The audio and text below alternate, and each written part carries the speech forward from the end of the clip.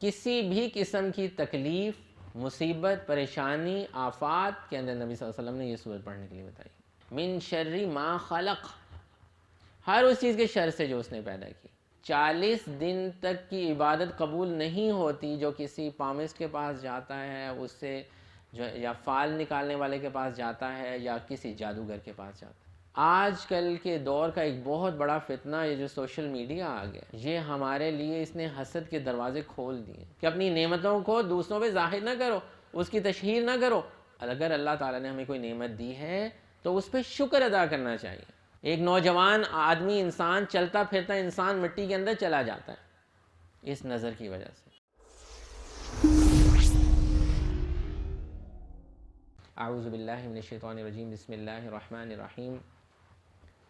قل اعوذ برب الفلق من شر ما خلق ومن شر غاسق اذا وقب ومن شر النفاثات في العقد ومن شر حاسد اذا حسد. رب اشرح لي صدری ویسر لی امری واحلل عقدۃ من لسانی یفقہوا قولی. سورہ فلق اور سورہ ناس یہ دونوں مدنی صورتیں. اس سے پہلے ہم صورتوں کا جو ایک پورا سلسلہ پڑھتے ہوئے آ رہے ہیں وہ مکی صورتیں تھیں، اور ان دونوں صورتوں کو معوذتین بھی کہا جاتا ہے. جیسے اعوذ باللہ یا تعوذ کا ہم لفظ بولتے ہیں کہ کسی چیز سے بچ کر کسی کی پناہ میں آ جانا، اللہ کی پناہ میں آ جانا، اور اللہ ہی سب سے بہتر پناہ دینے والا ہے. تو یہ دو صورتیں جو ہیں ان کو معوذتین بھی کہا جاتا ہے، کیونکہ ان کے ذریعے سے ہم بہت ساری آپ یہ کہہ سکتے ہیں ایکسٹرنل جو اٹیکس ہیں شیاطین کے اور لوگوں کے، ان سے بچ سکتے ہیں، اور انٹرنل جو اٹیکس ہیں ان سے بھی بچ سکتے ہیں. اور اس کا زمانہ نزول اور سبب نزول یہ ہے کہ نبی صلی اللہ علیہ وسلم پر بھی یہودیوں نے جادو کر دیا تھا، اور نبی صلی اللہ علیہ وسلم کے اوپر رات کے وقت یہ صورت نازل ہوئی، اور انہوں نے صحابہ کو صبح کے وقت یہ بتایا کہ مجھ پر کچھ ایسی آیتیں نازل ہوئی ہیں جو آج سے پہلے نازل نہیں ہوئیں، اور بہت ہی خوبصورت آیتیں نازل ہوئی ہیں. اس حدیث کا مفہوم ہے. اور پھر نبی صلی اللہ علیہ وسلم نے ان دونوں صورتوں کی تلاوت کی. حضرت علی رضی اللہ تعالیٰ عنہ کو بھیجا کہ جاؤ اور اس کنویں کے اندر سے، ایک کنواں تھا جس کے اندر وہ ایک کنگھی کے اوپر ایک وہ پتلا سا موم کا بنا کے نبی صلی اللہ علیہ وسلم کے اوپر جو جادو کرنے کا پورا طریقہ کار تھا اس کے مطابق یہودیوں نے کیا تھا کہ اس کے اندر سوئیاں اور گرہیں باندھی گئی تھیں. تو پھر نبی صلی اللہ علیہ وسلم نے کچھ روایت کے مطابق 11 گرہیں باندھی گئی تھیں، اور ان دونوں صورتوں کے اندر ٹوٹل آیات بھی 11 ہیں کہ نبی صلی اللہ علیہ وسلم ان آیات کو پڑھتے جاتے تھے اور وہ گرہیں کھلتی جاتی تھی. واللہ اعلم. بہرحال کسی بھی قسم کی تکلیف، مصیبت، پریشانی، آفات کے اندر نبی صلی اللہ علیہ وسلم نے یہ سورت پڑھنے کے لیے بتائی. ہم لوگ جب سارے علاج اور ٹوٹکے کر چکے ہوتے ہیں تو ہمارا یہ طرز عمل، ہم کہتے ہیں چلو یہ بھی پڑھ کے دیکھ لیتے ہیں. اس طرح سے سورت شفا نہیں دیتی. جتنا یقین ہمارا پختہ ہوگا اتنا ہی زیادہ یہ صورتیں جو ہیں وہ ہمیں فائدہ دیں گی. تو ان دونوں صورتوں کے ذریعے سے ہم ہر مصیبت یا پریشانی سے نکل سکتے ہیں، ہر قسم کی آفات اور بلیات سے نجات پا سکتے ہیں. اتنی پاورفل صورتیں ہیں.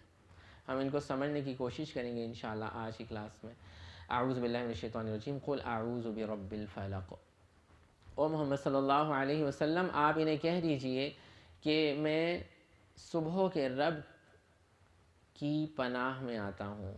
یہاں پر جو فلق کا لفظ اللہ سبحانہ و تعالیٰ نے استعمال کیا موٹے قاف کے ساتھ، فلق، یہ وہ ٹائم ہوتا ہے جب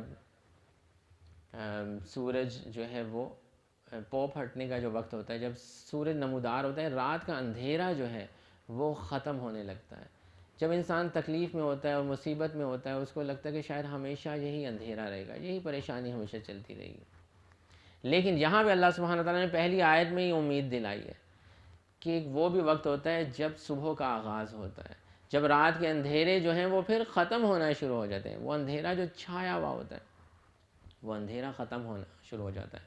اسی طرح سے انسان کی جو تکلیفیں ہیں، مصیبتیں ہیں، آزمائشیں ہیں جو ہمارے اوپر آتی ہیں وہ آہستہ آہستہ ختم ہونے کی طرف بھی ایک وقت میں آ جاتی ہیں. اور یہ صورت شافی علاج ہے ہر قسم کی، خصوصی طور پر حسد کی بیماری، اگر آپ کے اوپر حسد کی وجہ سے جو ہے وہ نظر لگ گئی ہے، جادو ہو گیا ہے، لوگ مختلف قسم کے جنات آسیب کا جو ہے وہ کہتے ہیں، تو یہ ان کا شافعی علاج ہے۔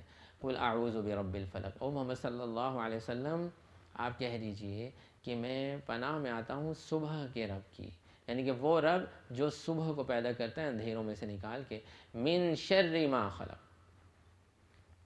ہر اس چیز کے شر سے جو اس نے پیدا کی۔ اس سے یہ بھی پتہ چلتا ہے کہ اللہ سبحانہ و تعالیٰ نے خیر بھی پیدا کی ہے اور شر بھی پیدا کی ہے، اور شر سے پناہ مانگنے کے لیے کہا ہے، جیسا کہ سورہ شمس کے اندر اللہ سبحانہ و تعالیٰ نے بتایا کہ انسان کے اندر بھی دونوں طرح کے مادے ہیں، فَأَلْهَمَهَا فُجُورَهَا وَتَقْوَاهَا، انسان کے اندر بھی شر اور خیر پیدا کیا گیا ہے۔ اسی طرح سے جو دنیا کے اندر بھی ہمیں شر نظر آتا ہے، وہ اللہ سبحانہ و تعالیٰ کا پیدا کردہ ہوتا ہے ہماری آزمائش کے لیے، ہماری آزمائش کے لیے کہ کیا ہم اس کے اوپر یقین کرتے ہیں یا ہم اللہ سبحانہ و تعالیٰ کے بندے بن کے رہتے ہیں اور اسی پہ یقین رکھتے ہیں۔ من شر ما خلق، ہر اس چیز کے شر سے جو اس نے پیدا کی۔ اسی طرح سے بہت ساری دعاؤں کے اندر نبی صلی اللہ علیہ وسلم اعوذ بکلمات اللہ التامات من شر ما خلق، وہاں پر بھی یہ دعا کی، اعوذ بکلمات اللہ التامات من غضبہ وعقابہ وشر عبادہ، ان بندوں کے شر سے بھی پناہ مانگنے کے لیے۔ تو شر بندوں کے اندر بھی ہوتا ہے، شر چیزوں کے اندر بھی ہوتا ہے، لوگوں کی سوچوں کے اندر بھی ہوتا ہے، جنات کے اندر بھی ہوتا ہے، تو ہر چیز کے شر سے جو اللہ سبحانہ و تعالی نے پیدا کی ہم پناہ میں آتے ہیں۔ وَمِن شَرِّ غَاسِقٍ إِذَا وَقَبَ، اندھیری رات کے شر سے جب وہ چھانے لگے۔ اندھیری رات میں آپ دیکھ لیں کہ ہر قسم کی جو عام طور پہ غلط کام ہوتے ہیں وہ راتوں کے وقت ہوتے ہیں، چوریاں لوگ کرتے ہیں، ڈاکے مارتے ہیں، شیاطین نکلتے ہیں راتوں کے وقت، اور غلط عملیات کرنے والے جو لوگ ہیں وہ راتوں کے وقت باہر نکلتے ہیں، اندھیری راتوں کے اندر وہ باہر نکلتے ہیں، اور سانپ بچھو ایسے کیڑے مکوڑے بھی راتوں کے وقت نکلتے ہیں۔ تو رات کا وقت بھی جو ہے وہ اس میں بھی بہت سارے شرور جو ہیں وہ باہر نکلتے ہیں۔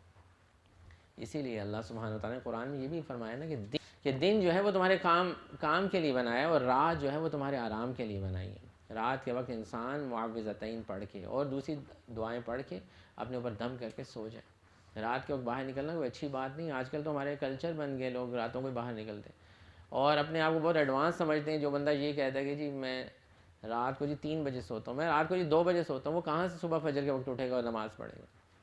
خاص طور پہ ینگسٹرز نے مجھے رات کو ہی ہمارے سے تو پڑھائی ہوتی ہے، دن کے وقت ہم سے پڑھائی نہیں ہوتی، ٹھیک ہے؟ رات کے وقت ہی ہم سے یہ ہوتا ہے، رات کے وقت ہی ہم دوستوں سے ملنے جاتے ہیں۔ رات کا وقت جو ہے اللہ تعالیٰ نے آرام کے لیے بنایا ہے۔ پوری کوشش کرنی چاہیے، ایسی جاب کرنی چاہیے، ایسا کام کرنا چاہیے کہ رات انسان کو جو ہے وہ پوری آرام کے لیے ملے، کیونکہ وَمِن شَرِّ غَاسِقٍ إِذَا وَقَبَ، اندھیری رات کے شر سے اللہ کے نبی صلی اللہ علیہ وسلم کو یہ حکم دیں، ان کو کہہ دیں کہ میں پناہ میں آتا ہوں۔ تو اندھیری رات میں باہر نکلنا یا کام کو ڈھونڈنا یا اللہ کا فضل تلاش کرنا، یہ بات درست نہیں لگتی اس آیت کے مطابق۔ تو راتوں کے وقت باہر نکلنا، پڑھنا لکھنا، دوستوں سے ملنا یا کھانے کھانا، ریسٹورنٹس میں گھومنا، یہ کوئی اچھی عادت نہیں ہے، کیونکہ اس ٹائم جو ہے وہ شریر لوگ، شیاطین اور چوری کرنے والے، ڈاکہ کرنے والے، سفلی عملیات کرنے والے جو ہیں وہ باہر نکلتے ہیں۔ اور وَمِن شَرِّ النَّفَّاثَاتِ فِي الْعُقَدِ، اور پھر کس چیز سے پناہ، دیکھیں کس چیز کی پناہ میں آ گئے۔ ایک تو صبح کی پہلے بات کی کہ صبح کے رب کی پناہ میں آتا ہوں، کس چیز سے؟ من شر ما خلق، ہر چیز کے شر سے جو اس نے پیدا کیا۔ وَمِن شَرِّ غَاسِقٍ إِذَا وَقَبَ، اندھیری رات کے شر سے جب وہ چھا جائے۔ وَمِن شَرِّ النَّفَّاثَاتِ فِي الْعُقَدِ، تیسری چیز کیا ہے؟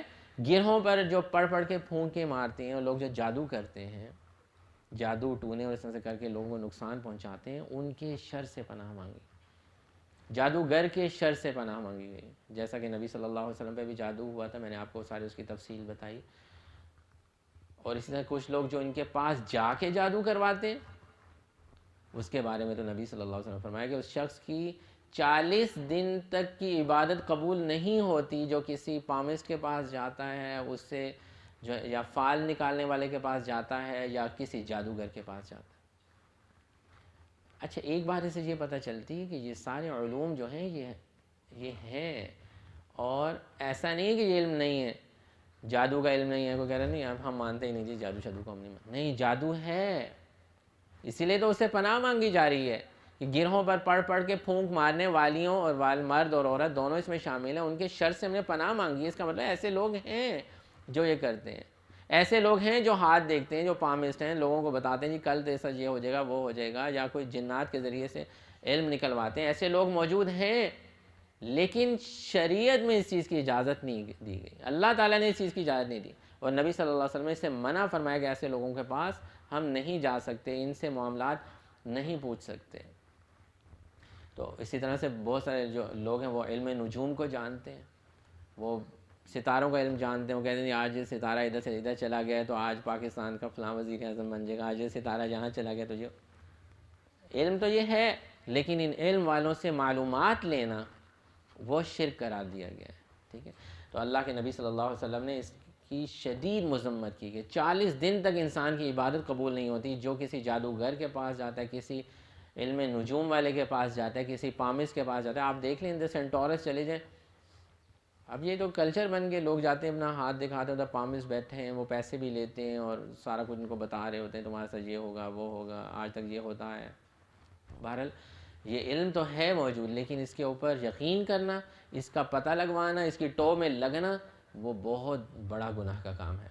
وَمِن شَرِّ حَاسِدٍ إِذَا حَسَدَ, اور حسد کرنے والے سے جب وہ حسد کرنے لگے پناہ مانگی گئی ہے. آج کل کے دور کا ایک بہت بڑا فتنہ یہ جو سوشل میڈیا آ گیا, یہ ہمارے لیے اس نے حسد کے دروازے کھول دیے, اور ہم اپنی ہر چیز کو شیئر کرتے ہیں. ہم سمجھتے ہیں کہ جی بہت اچھا لگ رہا ہوگا کہ آج میں نے اچھے کپڑے پہنے ہیں, آج میں نے میک اپ اچھا کیے. خواتین کہتی ہیں آج میں شادی پہ جا رہی ہوں, آج میرے بیٹے کی منگنی ہے, آج مہندی ہے, آج یہ ہو رہا ہے, آج فلاں. ہر ایونٹ کو ہم اس پہ شیئر کرتے ہیں, اور اس سے ہوتا کیا ہے کہ انسان کے اندر, ہر انسان کے اندر اللہ تعالیٰ نے شر کا مادہ بھی رکھا ہوتا ہے, اس کا نفس بھی, نفس امارہ موجود ہے اس کے اندر. شیطان اس کو وسوسے ڈال کے اس کے اندر حسد کا جو جذبہ ہے وہ ابھارتا ہے. یہ تو بہت خوش رہ رہے ہیں, یہ تو گھوم رہے ہیں پھر رہے ہیں, تم تو ادھر ہی رہ جاؤ گے, تمہیں کیا ملا ہے, تم تو بڑی مشکل زندگی گزار رہے ہو. وہ تو کتنا اچھا ہے, وہ کبھی انگلینڈ جا رہا ہے, کبھی امریکہ جا رہا ہے, کبھی سیریں کر رہے ہیں. اس طرح سے حسد پیدا ہونا شروع ہو جاتا ہے, اور اس حسد کی وجہ سے انسان کو حاسد کی نظر بھی لگ جاتی ہے. اور پھر حاسد جو ہوتا ہے وہ ویسے بھی انسان کے خلاف پلاٹنگ شروع کر دیتا ہے, غلط معاملات شروع کر دیتا ہے, اس کو آگے بڑھنے سے روکنا شروع کر دیتا ہے. تو سوشل میڈیا ایک بہت بڑا جو ہے وہ ٹول بن چکا ہوا ہے اس چیز کی دعوت دینے کے لیے. آؤ جی ہمیں نظر لگاؤ, ہمیں یہ نعمت اللہ تعالیٰ نے دی. نبی صلی اللہ علیہ وسلم کی حدیث کا مفہوم ہے کہ اپنی نعمتوں کو دوسروں پہ ظاہر نہ کرو, اس کی تشہیر نہ کرو کہ مجھے یہ مل گیا ہے, مجھے وہ مل گیا. اپنے بھائی سے چھپانے کی کوشش کرو, کیونکہ ہو سکتا ہے اس کے دل میں حسد پیدا ہو جائے, اس کو اللہ تعالیٰ نے وہ نعمت نہ دی ہو. تو نعمتوں کی تشہیر کرنا, سوشل میڈیا پہ ویڈیوز اور پکچرز, میں یہ کر رہا ہوں, اسٹیٹس اپلوڈ ہو رہے ہیں, اب میں یہاں کھانا کھا رہا ہوں, کھانوں کی تصویریں, ابھی کھانا کھایا نہیں ہوتا پہلے اس کو نظر لگوا دیتے ہیں, یہ تو بہت مزے کا کھانا ہے, جس کو جو تو اتنے مزے کا کھانا ہے, میں کھانے لگا ہوں جی. سارے لوگ دیکھ لیتے ہیں یار یہ تو اتنے مزے کا کھانا کھایا, تو اس میں نظر لگ جاتی ہے. تو اپنی نعمتوں کو, اگر اللہ تعالیٰ نے ہمیں کوئی نعمت دی ہے تو اس پہ شکر ادا کرنا چاہیے. آپ کو اللہ تعالیٰ نے نیا گھر دیا ہے تو اس گھر کی اوپننگ سرمنی کر کے سارے رشتہ داروں کو انوائٹ کر کے اور ایک بہت شور شرابہ کرنے سے بہتر ہے کہ آپ کچھ غریبوں کو کھانا کھلا دیں, اور اس نعمت جو اللہ تعالیٰ نے دی اس پہ اللہ کا شکر ادا کریں, اس گھر میں اللہ کا ذکر کریں, اللہ کی عبادت کریں. کوئی بھی نعمت اللہ تعالیٰ نے اگر آپ کو دی ہے تو اس پہ اللہ کا شکر ادا کیا جاتا ہے, نہ کہ اس کی تشہیر کی جاتی ہے کہ مجھے تو یہ بھی مل گیا, مجھے تو یہ بھی مل گیا. اور نبی صلی اللہ علیہ وسلم کی جو حدیث کا مفہوم ہے کہ ایک جوان اونٹ جو ہے وہ ہنڈیاں میں پک جاتا ہے, ایک نوجوان آدمی انسان, چلتا پھرتا انسان مٹی کے اندر چلا جاتا ہے اس نظر کی وجہ سے. تو نظر سے بچنے کی کوشش کرنی چاہیے. اپنی جو نعمتیں ہیں اگر اللہ تعالیٰ نے دی ہیں ان پہ اللہ کا شکر ادا کرنا چاہیے, اور ان کی تشہیر نہیں کرنی چاہیے. وَمِن شَرِّ حَاسِدٍ إِذَا حَسَدَ, نبی صلی اللہ علیہ وسلم نے ان چیزوں سے پناہ مانگی ہے کہ حاسد کے حسد سے. اب یہ دیکھیں اس صورت میں کتنی زبردست 4 چیزوں سے بنا, تمام چیزوں کے شر سے, اندھیری رات کے شر سے, جادو کرنے والی گرہوں پہ پھونکنے والیوں کے شر سے, اور حسد کرنے والے کی شر سے جب وہ حسد کرنے لگے. تو یہاں پہ یہ سورت جو ہے اینڈ ہوتی ہے. ان دونوں صورتوں کا مفہوم اتنا ایک دوسرے کے قریب ہے. اور جیسا کہ ابھی ہم نے یہ جتنی بھی مسائل پڑھے ہیں یہ وہ مسائل ہیں کہ یہ ایکسٹرنل ایشوز ہیں کہ لوگوں کو باہر سے جو چیزیں اٹیک کرتی ہیں، لوگ تنگ کرتے ہیں، حسد کرتے ہیں، یا اندھیری رات میں جس قسم کے فتنے نکلتے ہیں ان کا ذکر کیا گیا. اگلی جو صورت وہ اس کے ساتھ بہت زیادہ جڑی ہوئی ہے کیونکہ ان دونوں صورتوں کو معوذتین کہتے ہیں. سبحانک اللہم و بحمدک نشہد ان لا الہ الا انت نستغفرک و نتوب الیک.